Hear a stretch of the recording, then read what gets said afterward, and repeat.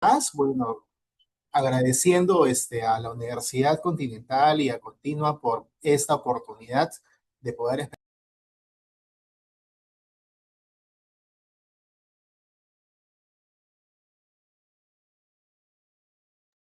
Alejandro, te dejamos de escuchar por unos segundos. Me comentas si...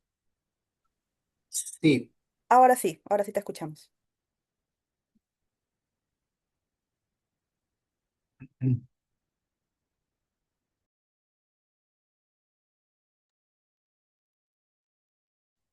Permíteme un poquito que comparto.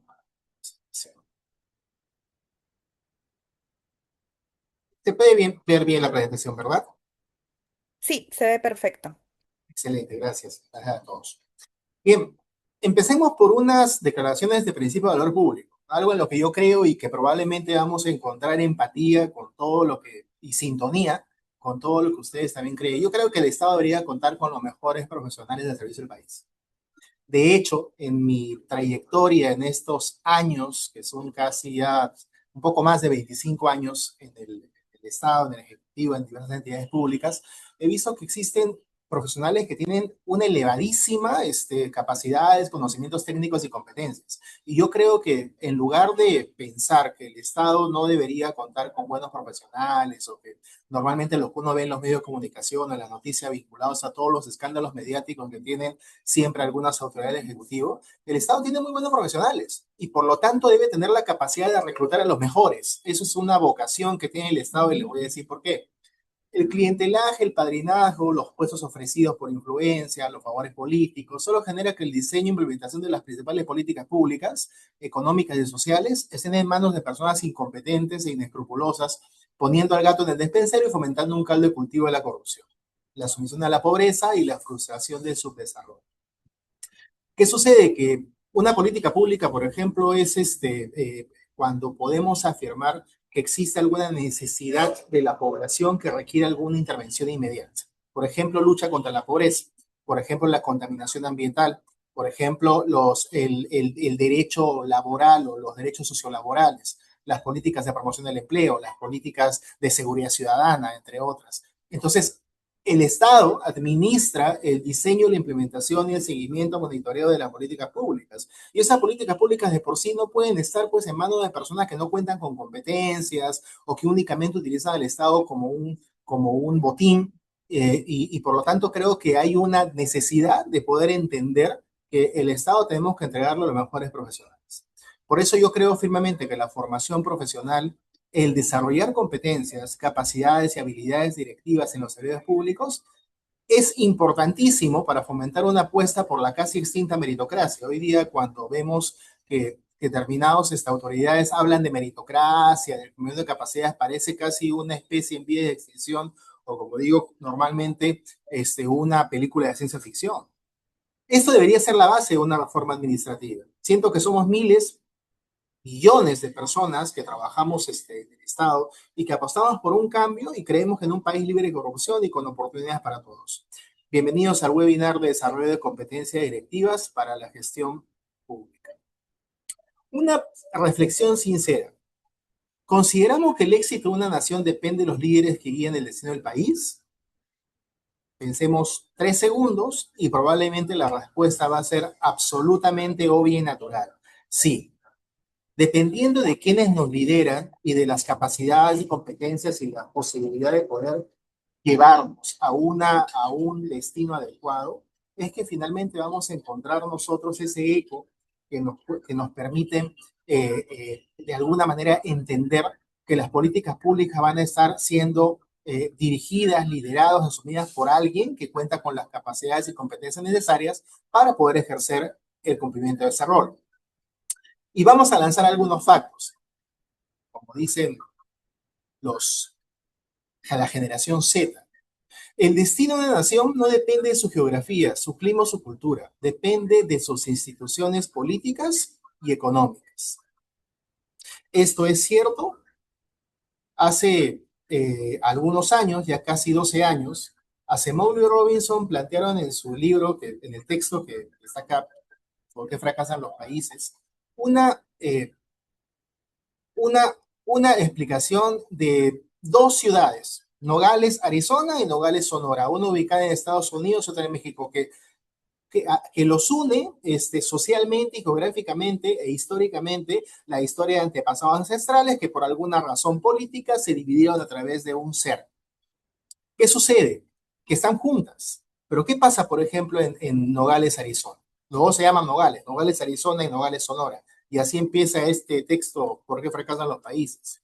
Nogales, Arizona cuenta con una renta media de $30,000 al año. Nogales, Sonora, con una renta del tercio de Arizona. En Arizona, los adolescentes van al instituto. En Sonora, los adolescentes no van al instituto. En Arizona, la mayoría de adultos tienen educación secundaria. Lo contrario pasa en Sonora. En Arizona, la población está relativamente sana. En Sonora, existen unos altos índices de mortalidad infantil. En Arizona, la esperanza de vida es mayor a 75 años. En Sonora, las condiciones de sanidad son deficientes. En Arizona hay acceso a programas médicos y a servicios públicos básicos. En Sonora no pasa esto, no hay un acceso a todos los servicios públicos básicos. En Arizona existe servicio de sanidad pública y una red de carreteras. En Sonora la red de carreteras está en mal estado, dice que existe. En Arizona no hay problema de seguridad. La seguridad es un patrón que de alguna forma rige adecuadamente para esta ciudad.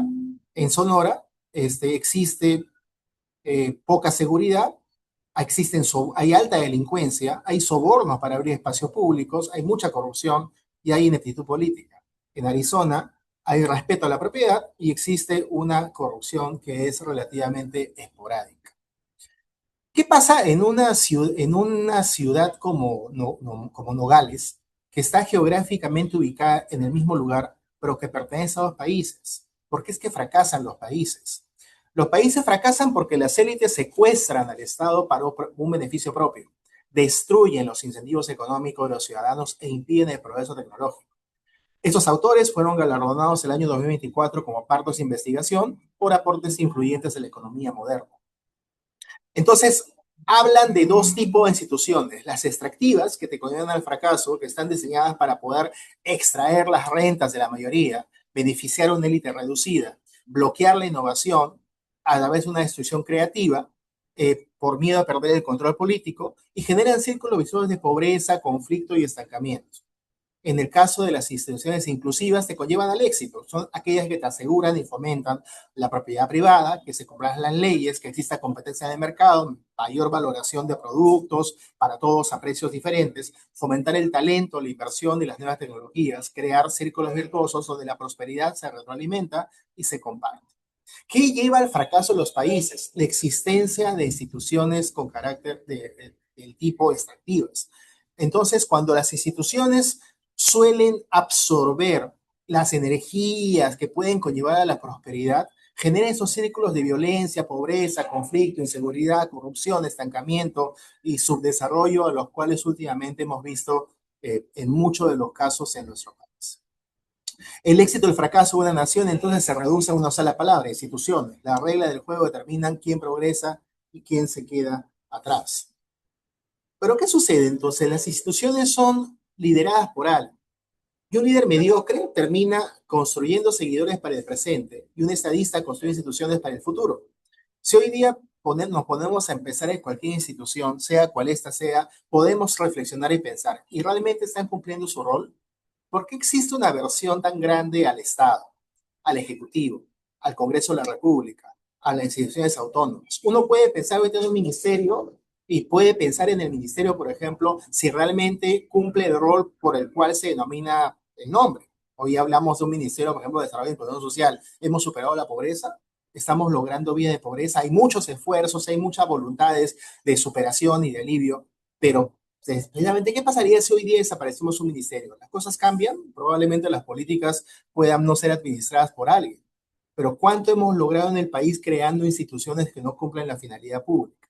Porque las instituciones terminan siendo lideradas por personas que no necesariamente, dada la volatilidad que existe, te van a conllevar al éxito, porque las reglas de juego que se imponen a través de las políticas no son continuas ni son adecuadas. El mal liderazgo entonces no es una simple falta de eficiencia, es una fuerza destructiva que va a desmantelar la confianza de las instituciones desde adentro y va a anular el talento de su gente. El mal liderazgo es incompetente, carece la voluntad o la habilidad para mantener una acción eficaz que no genera un cambio positivo, es rígido, es inflexible, incapaz o reacio a adaptarse a nuevas ideas, no hay información o tiempos cambiantes.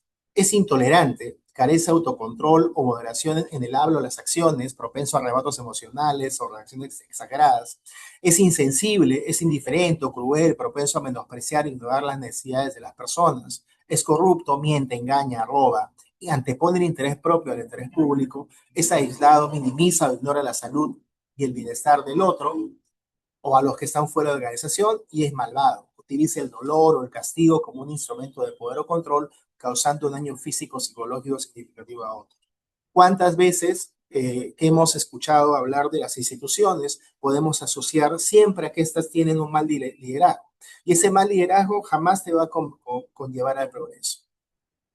Los líderes con competencias directivas en el sector público peruano cada vez más terminan siendo una especie en vías de extinción.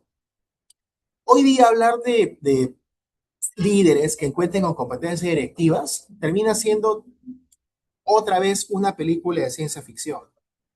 Y fíjense un collage de las noticias elaboradas arbitrariamente por la IA, de lo que hemos percibido estos últimos 15 años.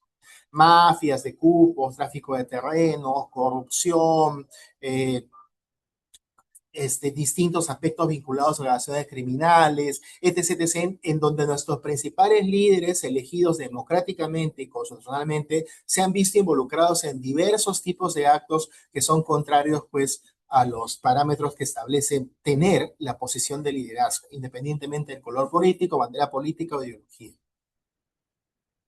Mi facto número 4 dice que la gerencia pública peruana enfrenta distintos problemas que impiden la profesionalización del segmento directivo. ¿Qué pasa? Y el año 2015, la Autoridad Nacional de Servicio Civil identificó todos esos problemas vinculados al ejercicio de la función directiva. No existen recursos humanos o son insuficientes que cuenten con las competencias necesarias para gerenciar las entidades públicas del Estado. Y esta es la raíz del problema. Hay pocas capacidades gerenciales para realizar una función directiva, existe la inadecuada organización e incorporación de misión de directivos, la función directiva termina siendo poco atractiva, existe una escasa y precaria evaluación de directivos, hay un contexto inestable vinculado a un escaso soporte político institucional.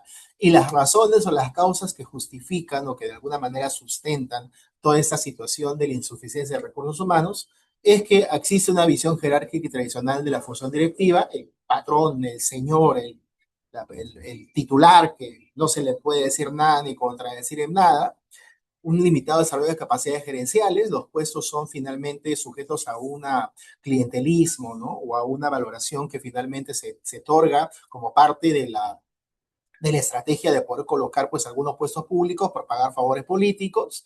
Hay una limitada formación de directivos profesionales. ¿Cuántas veces nos hemos enfrentado a las incompetencias del directivo que tampoco se forman y quiere ser mejor?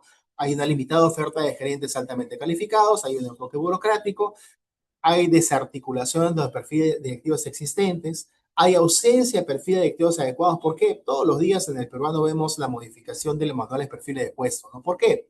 Porque los perfiles no se adaptan a las necesidades, se adaptan a las personas. Entonces, si yo no tengo la experiencia, las competencias, el conocimiento o la experiencia general específica para poder acceder a un puesto directivo, me bajan el perfil para que yo calce el perfil necesario a efectos de que pueda acceder a un cargo en el Estado. Eso sucede con casi absoluta regularidad. Hay incumplimiento de los requisitos y estándares descritos en los perfiles, ¿no? Hoy en día, por ejemplo, hemos visto algunos escándalos que han salido en medios de comunicación, porque para poder lograr la experiencia directiva con los 5 años u 8 años que pide la norma, dependiendo del caso, lo que se hace es buscar a un amigo que te pueda darle constancia de haber gerenciado algo en una empresa que es casi unipersonal. Te da la constancia y con eso acreditas el cumplimiento del perfil.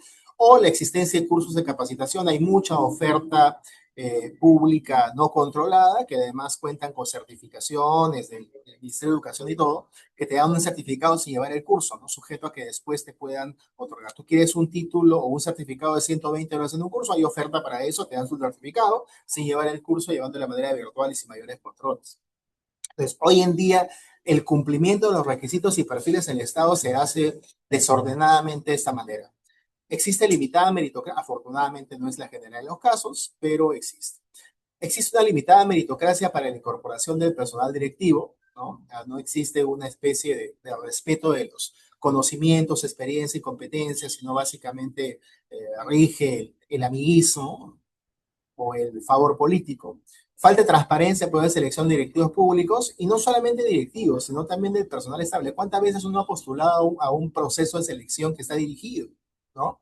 O que finalmente lo que utilizan es determinar que al momento de que pasan la entrevista o en alguna evaluación previa, o acomodan los puntajes para que gane al puesto que está dirigido, y si no hace un poco la trazabilidad, seguramente es un tercero, o es un ex servidor, o es alguien que gana poco, que requieren que gane más. Entonces pasa eso de forma muy común y eso finalmente afecta a la ética pública y el cumplimiento de las funciones de la entidad.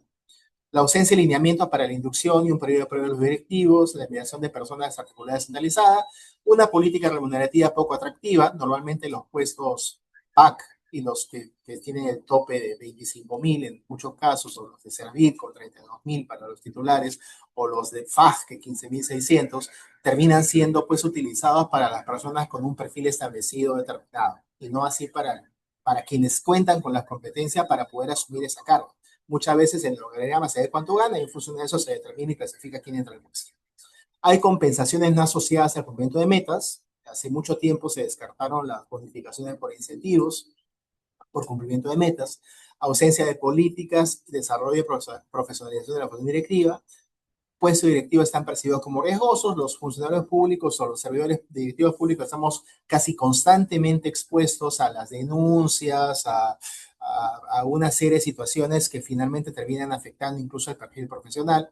Existe alta rotación del cuerpo directivo. Yo conté en algún momento cerca de 18.000 designaciones en un periodo de un año, ¿no? Por ejemplo, porque son distintos cargos y la rotación es cada 2 o 3 meses. Llega un titular de una entidad, decide un de confianza, dura 2 meses y con lo mismo cerca de 40 o 50 cargos relevantes del ministerio se van. Y eso pasa casi constantemente cuando hay la volatilidad de cambios de gestión. La ausencia de políticas de movilidad y progresión, una cultura organizacional politizada y mecanizada. Hay una baja orientación a resultados, hay un sistema de evaluación de desempeño que es casi inexistente, existe una ausencia de información y herramientas para evaluar, hay una resistencia a sistemas de evaluación de desempeño y hay una ausencia de monitoreo y seguimiento de metas, indicadores y resultados de los directivos. Existe más del 70% de puestos directivos son destinados por confianza. Hay una vulnerabilidad frente al poder político, a relaciones clientelares en las entidades públicas, no se cuenta con una política de Estado de servir, ahora actualmente hay una política de seguridad civil al menos, y hay una débil institucionalidad de los 3 niveles de gobierno. El factor número 5, en un sistema estricto de evaluación de experiencias y conocimientos, parece no importar la acreditación de competencias. Y ese es el gran problema, ¿no? Porque cuando hablamos de los ámbitos de la gestión directiva, hablamos de 3 tipos. La gestión del entorno político es la vinculación del directivo con su entorno para construir legitimidad. Muchas veces cuando está cerca la autoridad se consigue mejorar resultados. La gestión estratégica, que es la vinculación con el cumplimiento de la misión o la misión institucional, con aspectos que agregan valor para el ciudadano. Y la gestión operativa, que es el conocimiento de la operatividad del día a día, es el despliegue de capacidades legales, financieras, materiales y humanas. Y entre los elementos de puesto directivo se encuentran 3, que ya creo que es conocido por todos: los conocimientos, cuánto sabes y cuánto requieres para acceder al puesto; la experiencia, tanto la general como la específica, lo que te piden para acceder al puesto; y las competencias, las características personales que se traducen en comportamientos visibles para el desempeño laboral exitoso, que involucran conocimientos, habilidades, actitudes, las cuales son el factor diferenciador dentro de una organización y un contexto de trabajo.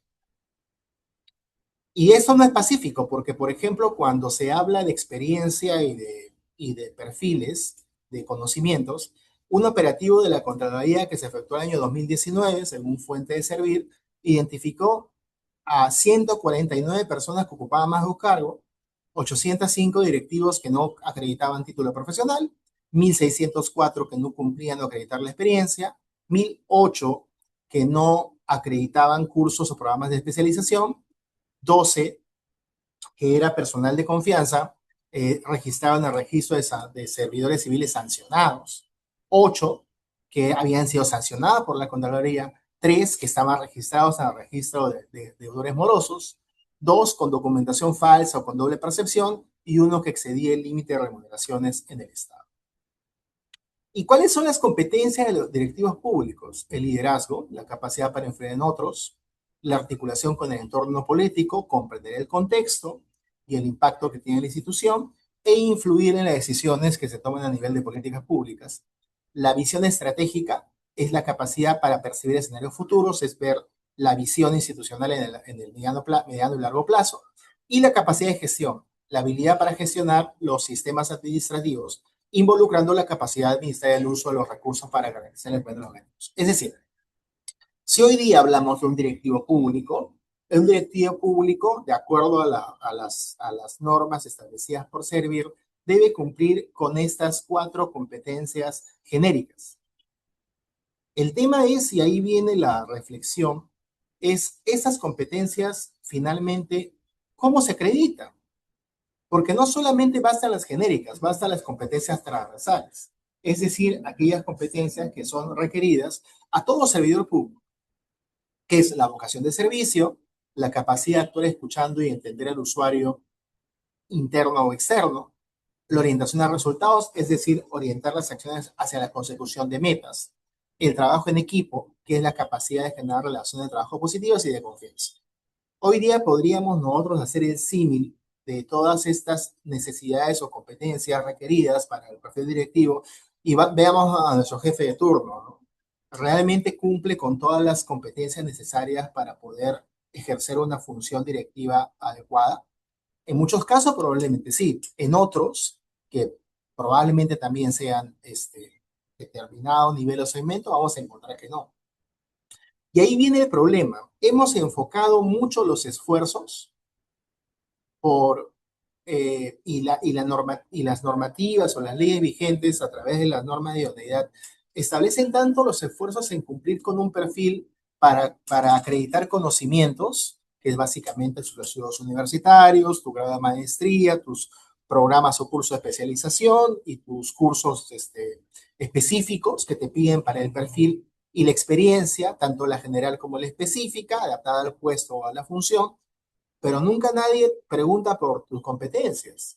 Y si revisamos hacia atrás, decíamos que para poder lograr el desarrollo económico, social y el progreso de un país, para que éste no fracase, necesitamos contar con instituciones que sean lideradas por personas que cuenten con competencias para poder ejercer adecuadamente ese rol o esa función. No basta los conocimientos y las experiencias. ¿Y cómo se acreditan las competencias? ¿Cómo logramos que estas competencias genéricas o transversales puedan ser certificadas, acreditadas? Es decir, que un directivo público venga tipo con su certificado de calidad, sabiendo que no solo tiene conocimientos y tiene experiencia, sino que además también cuenta con las competencias adecuadas. ¿Saben cómo esto termina siendo parte de la dinámica pública? Es que finalmente las competencias, en algunos casos, en algunas entidades que son medianamente serias, hay una evaluación de competencias con una evaluación psicológica que es rigurosa para el acceso, pero en la media de entidades termina siendo tipo una entrevista de trabajo en la cual el titular o un representante del área usuaria, vamos a poner, por ejemplo, abastecimiento, logística, para colocar un ejemplo común, junto con 2 profesionales de recursos humanos que son especialistas en procedimientos de selección, probablemente de profesión administradores, no necesariamente psicólogos, terminan haciendo preguntas vinculadas a la acreditación de competencias y asignando puntajes específicos. O sea, por ejemplo, a ver, para poder saber si tienes o no visión, ¿cómo te ves de acá a 5 años? ¿O ¿cuál crees que debería ser el rol de la institución en un futuro? Para ver la capacidad de gestión, te pueden preguntar algo similar a, ¿y has tenido la oportunidad de tener algún desempeño exitoso en algún producto, en alguna entidad? ¿No? Cuéntanos tu experiencia, ¿no? o para poder generar alguna pregunta vinculada con el liderazgo. ¿Has tenido la oportunidad de liderar un proyecto específico y conseguir un resultado tangible? Cuéntanos cómo te fue. Y entonces tres personas que no tienen mucha experiencia o no tienen ninguna experiencia en selección de personal enfocado desde la psicología organizacional, terminan asignándote un puntaje de 5 puntos, de 4 puntos, de 3 puntos, dependiendo de sus perspectivas, que básicamente es si les gusta o no tu respuesta. Pero eso no es útil para poder determinar si realmente tú, que puedes haber llegado muy nervioso a la entrevista o muy presionado o con algún problema este, personal, etc., que no te permite desarrollar adecuadamente, sencillamente te van a poder calificar 1, porque lo que te van a decir es no cuenta con las competencias para poder ejercer una función en el puesto que está desempeñando. Y eso termina siendo tipo una situación perversa porque no terminan de evaluar adecuadamente si en efecto has desarrollado las competencias para ejercer una función. Igual, ¿no? ¿Alguna vez has tenido una oportunidad de poder atender a las personas? ¿Cómo te sentiste? Para ver, en base a la respuesta que puedas hacer en 3 minutos o en 2 minutos, porque la entrevista dura 10 o 15 minutos, puedes decir, sí he tenido la oportunidad, bueno, sí, fue complicado, o puedes responder, no, no tuve la oportunidad, entonces no tienes vocación de servicio o no tienes vocación. Orientación de resultados igual y trabajo en equipo igual. ¿Cómo, si la pregunta típica, ¿no? ¿Cómo crees que me responderían tus compañeros si yo le pregunto cómo eres, ¿no?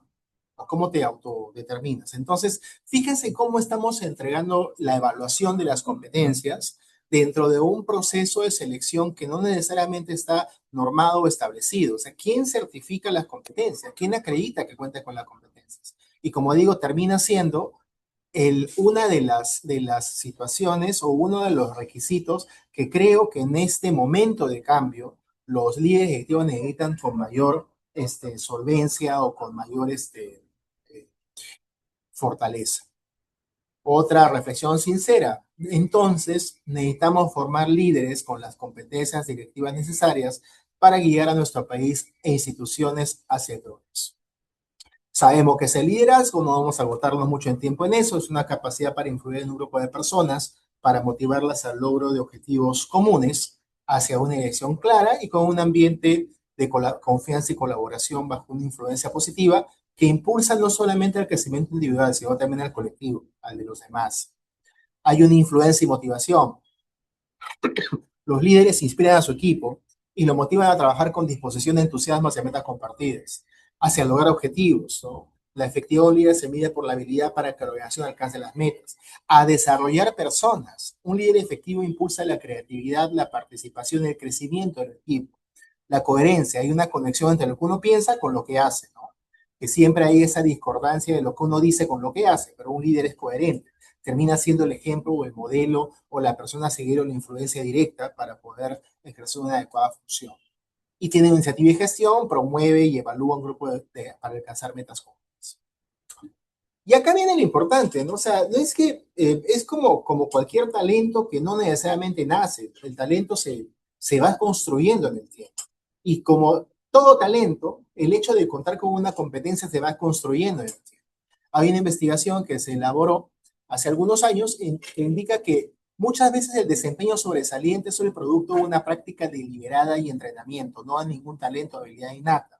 El camino hacia un rendimiento superior no es para débiles ni impacientes, desarrolla una experiencia que requiere esfuerzo, sacrificio, una autoevaluación honesta, a menudo dolorosa, siempre hay un momento cuando cae hasta abajo para solamente después subir, y te llevará al menos 10 años a alcanzar la experiencia e invertir el tiempo sabiamente participando en la práctica deliberada, sentándose en tareas, sentándose en prácticas para efectos de lograr el máximo desempeño.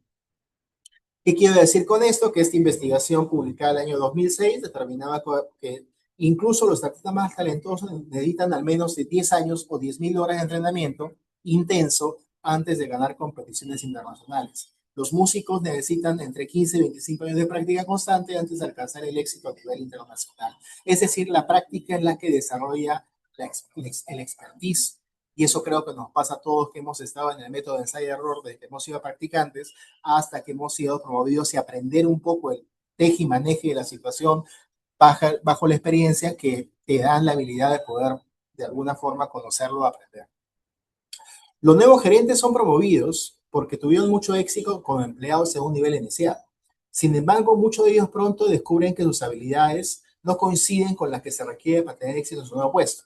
Es decir, un gerente o una persona para poder liderar una organización necesita aprender nuevas competencias, porque claro, para poder ejercer el rol directivo tienes genéricas y transversales. Probablemente seas una persona muy empática que trabaja bien en equipo, pero para gestionar necesitas otro tipo de set de herramientas o otro tipo de diseño de inputs que necesitas aprender para poder desempeñarte adecuadamente, y a veces uno sencillamente no se da cuenta de eso. A menudo es difícil entender por qué son menos efectivos, ¿no? Las personas juzgan a los gerentes con el prototipo de líder que tienen en sus mentes, y a veces es necesaria una crisis que nos permite estimular un cambio. Y aquí presentamos un modelo de gestión y enfoque de valores en competencia. Básicamente existen cuatro modelos: el racional, el interno, relaciones humanas y sistemas abiertos.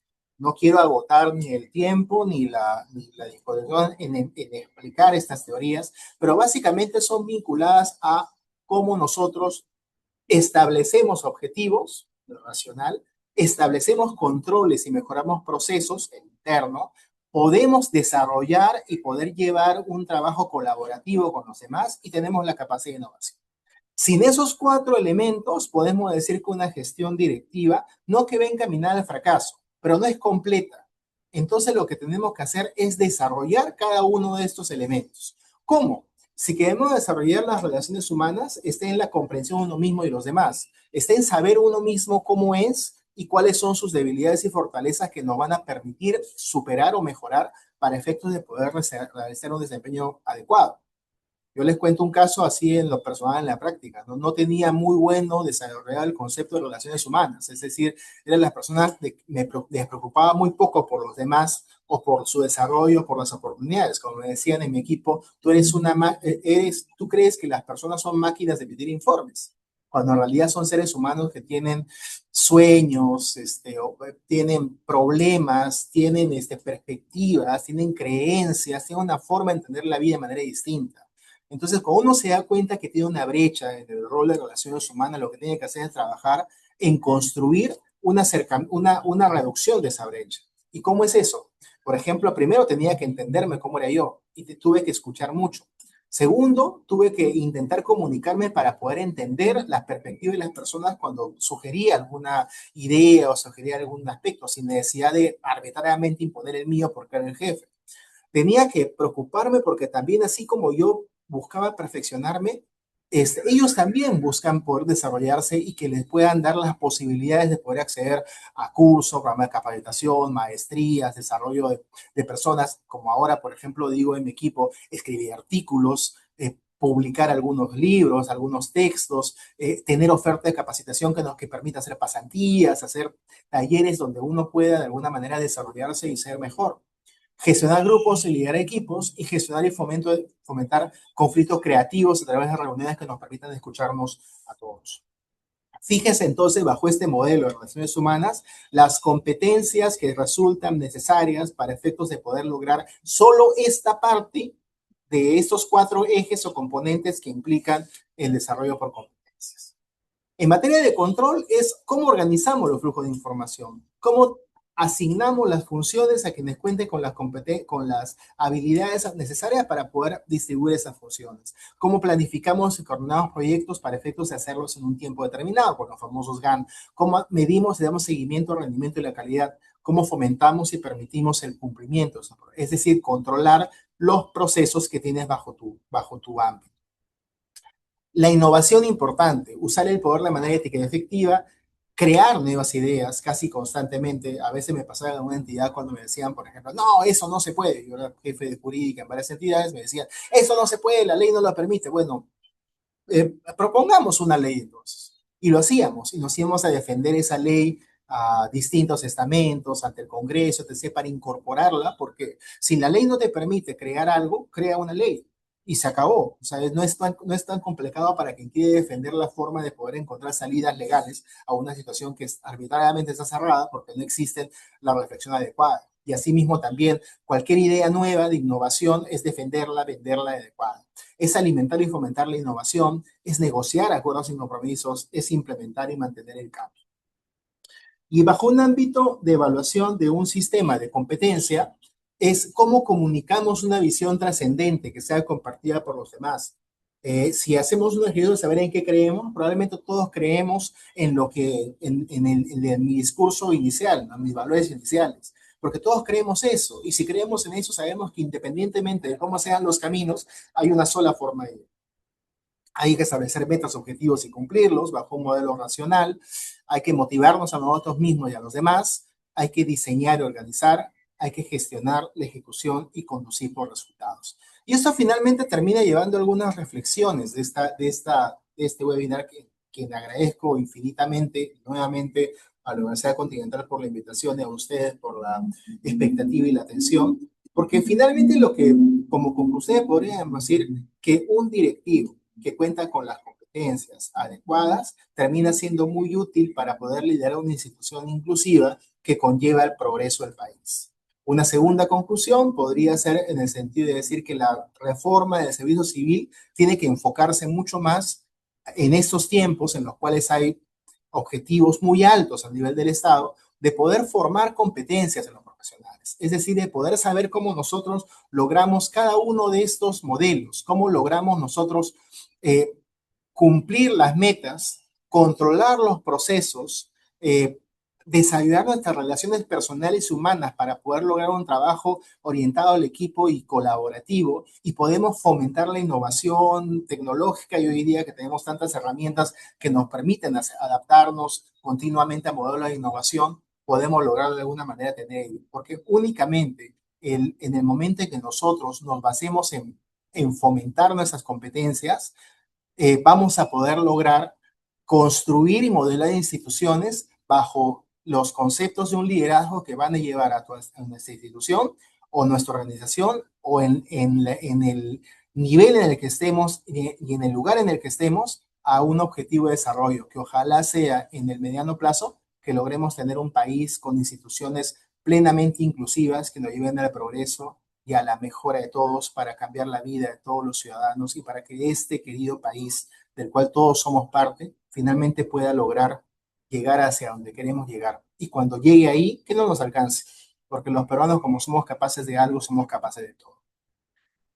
Hay una necesidad de la reforma del servicio civil de enfocarse mucho en la formación de competencias. Y solo es a través de esa formación de competencias la que vamos a poder lograr tener líderes institucionales que puedan llevar a la institución a cumplir sus metas de manera eficiente. Hasta aquí creo que es la hora indicada, he pasado un poquito más y les agradezco nuevamente a la Universidad Continental y a todos ustedes por esa atención. Quedo sujeto a la moderación y a las preguntas que estimen. Muchas gracias, Alejandro, por toda la exposición que nos has brindado. Tenemos algunas preguntas en el chat, tú igual las puedes ver, si no, yo igual te las voy a mencionar. Por ejemplo, tenemos aquí una consulta de Jorge Núñez, es un poco larga, igual te la voy a ir leyendo. En mención correspondiente a los problemas de la gestión directiva, Jorge pregunta, ¿ayudaría mucho en mejorar la calidad de atención en el Estado independizar las contrataciones o capacitación del personal a través de Servir? Es lo que pregunta Jorge. Sí, de hecho, en algunas discusiones más técnicas ya por ahí planteábamos un modelo, ¿no? O sea, existen muchos cargos que son relevantes en el Estado, obviamente, como digo, sujeto a discusión.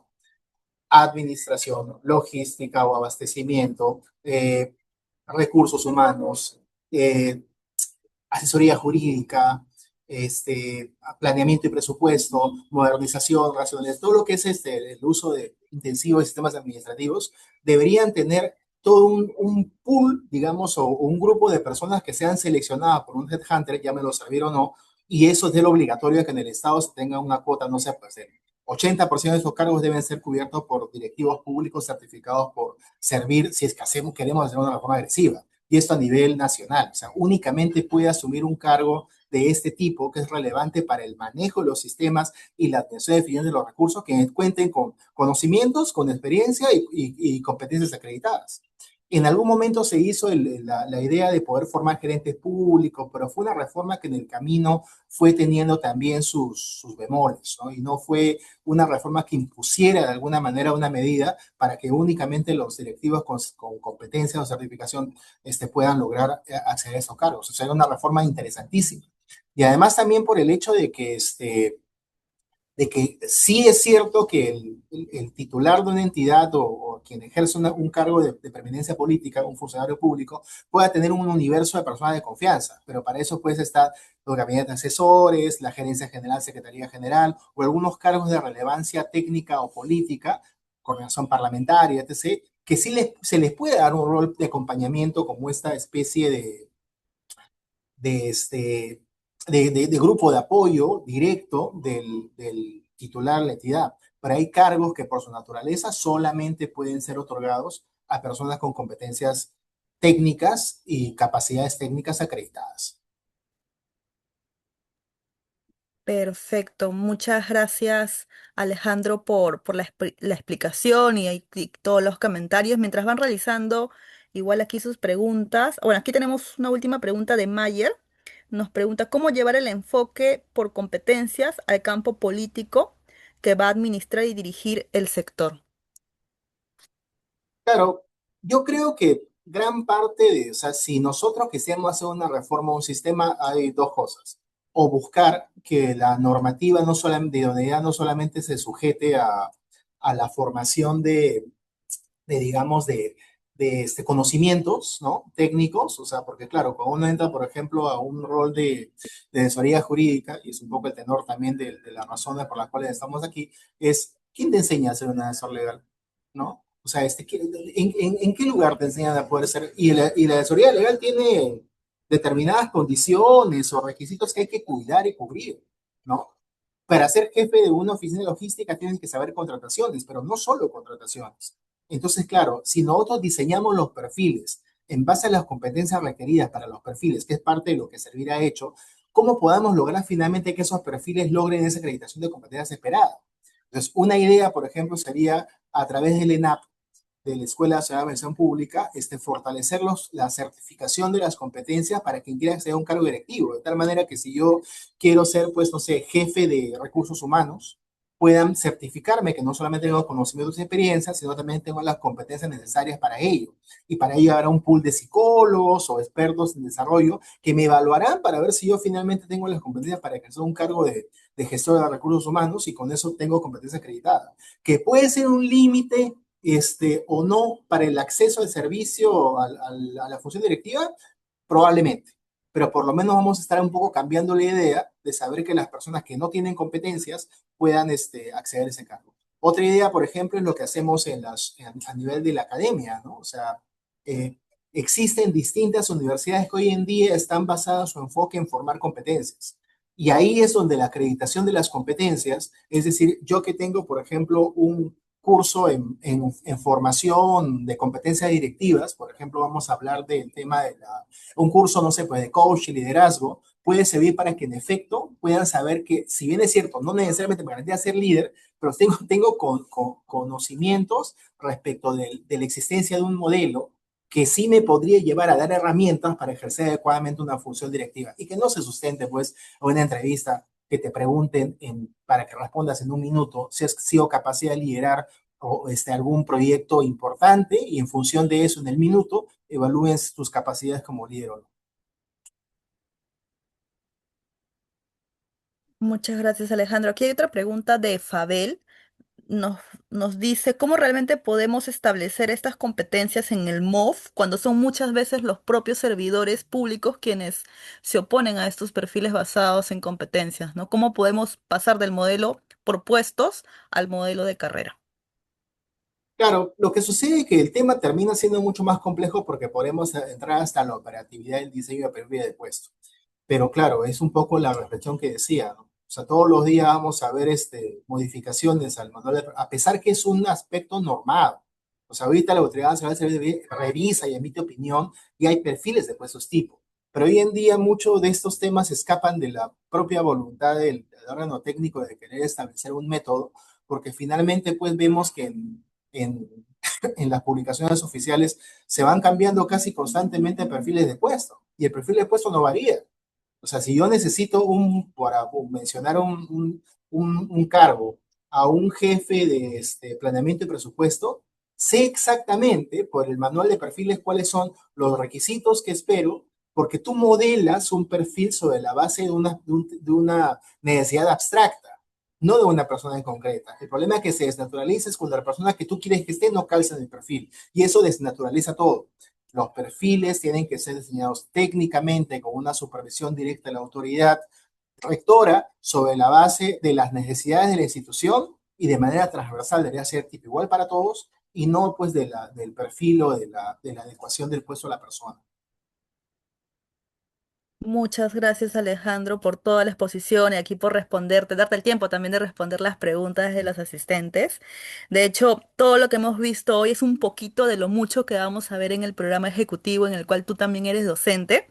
¿No, Alejandro? Quiero dar el pase ahorita a Jocelyn Romani, quien nos va a explicar un poquito acerca del programa ejecutivo que tenemos aquí en Educación Continua de la Universidad Continental. Adelante, Jocelyn, puedes continuar. Buenas noches, gracias Melissa. Porfa, ¿me confirmas si se puede ver mi pantalla? Sí, se ve perfecto y te escuchamos. Perfecto, Melissa, muchas gracias. Buenas noches con cada uno de los asistentes. Buenas noches también con el ponente que el día de hoy nos ha acompañado, tal cual ha ido mencionando, ¿no? En este webinar que viene auspiciado por nuestro programa ejecutivo, que es Gestión de Oficinas de Asesoría Jurídica en el Estado, ¿no? Es un programa ejecutivo que es totalmente virtual, tiene esta facilidad para que ustedes puedan conectarse con un horario de una sola vez al día. Es un total de 96 horas lectivas. Son 12 semanas. El programa está durando 3 meses. Y una vez finalizado, cada uno de los estudiantes tiene derecho a una certificación que va a nombre de la misma Universidad Continental. Y este certificado indica, ¿no? Cada uno de los módulos, el cual les voy a mencionar a continuación, haciendo mención de la nota probatoria que el alumno va a tener de manera modular y de manera general. Nuestro plan de estudio está dividido por 3 módulos, el cuales ustedes van a poder ver dentro de este programa ejecutivo. Uno de ellos es técnicas de gestión, dirección y planificación de despachos legales. Este programa tiene subdivisiones, en este caso tiene submódulos que ustedes van a poder revisar. Aquí básicamente explicamos brevemente, ¿no? ¿Qué es lo que van a poder ver? En este primer módulo ustedes van a ver un tema estratégico del asesor legal, van a poder ver un tema de informes jurídicos y procedimientos consultivo interno y indicadores de gestión y planificación técnica y operativa.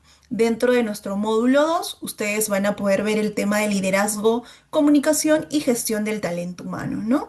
En breve resumido aquí, básicamente lo que se va a ver es el liderazgo, desarrollo de competencias directivas, comunicación efectiva y técnicas de retroalimentación para la mejora del desempeño y gestión del talento humano, ¿no?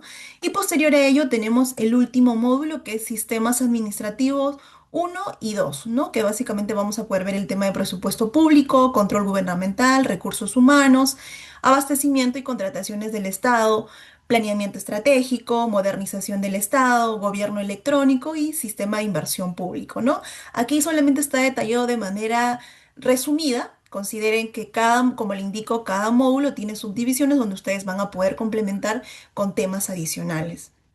Bien, ahora, en el caso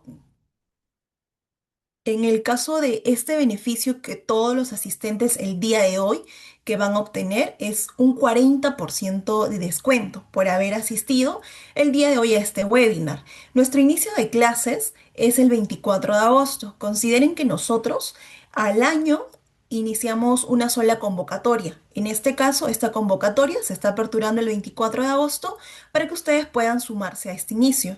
El horario, tal cual les indiqué, es una sola vez a la semana. Serían los días miércoles de 7 a 10 p.m. Solamente los días miércoles son clases en vivo donde ustedes van a poder interactuar con el docente, van a poder solventar cualquier duda que tengan con el docente, ¿no?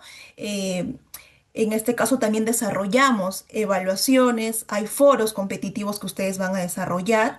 Ahora, en el caso de los medios de pago, consideren que nosotros tenemos varias facilidades de pago, como es la tarjeta de crédito, el tema de tarjeta débito, Yape o desde su app de banca móvil, ¿no?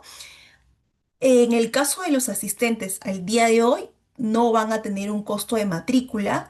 van a acceder a este beneficio que es el 40%, que aquellos que se encuentran interesados, ahora en breve les voy a compartir un código QR para que ustedes puedan escanearlo y puedan direccionar directamente pidiendo quiero mi descuento para nosotros poder atenderle y ayudarle con este proceso de matrícula. Aquí, como les había mencionado, pueden ver estas opciones de pagos que tenemos con tarjeta de crédito. Tenemos esta facilidad, convenios con estos bancos. Tenemos el banco Interbank, Scotiabank, Continental. Tenemos la opción con la tarjeta de crédito BCP, que tienen la opción de hasta 6 cuotas sin intereses, ¿no? Entonces, tienen esas opciones, tarjeta de crédito a través de su Yape, si lo desean pagar por cuotas, también tenemos las facilidades. O en este caso, también si lo desean pagar con tarjeta de débito desde su app, también tienen esas opciones, ¿no? En este caso, aquí les comparto el código QR para que ustedes puedan solicitar este descuento único especial que se les está brindando el día de hoy por participación. Ustedes pueden escanear el código QR que directamente pueden pedir este descuento. Gracias, nuevamente les hago la invitación para que puedan sumarse este 24 de agosto a este único inicio que tenemos de este programa de gestión de oficinas de asesoría jurídica en el Estado. Buenas noches. Melissa, te doy el pase para Sí, que puedas hacer el cierre final. muchas gracias, Jocelyn. De hecho, si puedes volver a poner esta lámina con el QR, por favor. Igual, chicos, en el chat estoy dejando el link del WhatsApp por si algunos no pueden darle, no pueden escanear el QR en el WhatsApp. Perdóneme, en el chat de aquí del Zoom he dejado el link para que puedan darle clic y conversar directamente con nuestros asesores educativos y acceder a este 40% de descuento que tienen como beneficio solamente por haber asistido a este evento, a este webinar. Sí, chicos. Ahora sí, nada, les doy las gracias por su participación. Alejandro, también muchas gracias. Gracias, Jocelyn, por comentarnos. Gracias, Alejandro, por toda la exposición, este webinar, este tema bastante interesante. Y nada, nos vemos en un siguiente evento, en un siguiente webinar. Gracias a todos. Muy buenas noches.